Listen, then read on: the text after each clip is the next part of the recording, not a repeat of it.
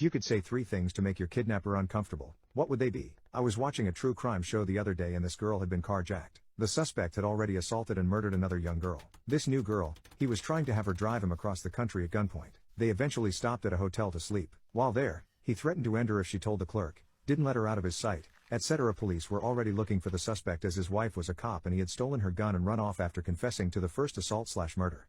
The dude obviously knew he was wanted and was very paranoid. While in the hotel, he proceeded to tie the girl to the bed and fed her sleeping pills. So, she obviously knew what he was about to assault her. At this point, the girl's phone started making noise. It was just an alarm clock app on her phone. This guy was so paranoid, he started accusing her of being an undercover, threatening to kill her, and she explained it was just an alarm.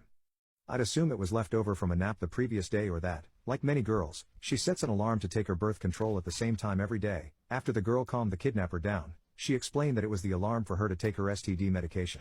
She said she had some kind of nasty STD and if she forgot to take the pill, she'd have pain, itching, etc. This apparently worked. The guy didn't want to get an STD, so he didn't assault her, he just went to sleep. Eventually, this girl kind of befriended her kidnapper. I guess on a cross-country drive, you have to talk to each other at some point. At that point law enforcement was tracking the new vehicle, because the guy had tried to rob and shoot another person after they left the hotel, and that victim survived his wounds and managed to get a license plate number. When law enforcement tried to pull them over a few days later, the wanted man called 911, while they were being chased. Before he would agree to stop for the officers, he ensured that they knew that the girl had been carjacked, and that she had nothing to do with his crimes, and asked them not to shoot, as his victim was a really sweet girl, from a good family.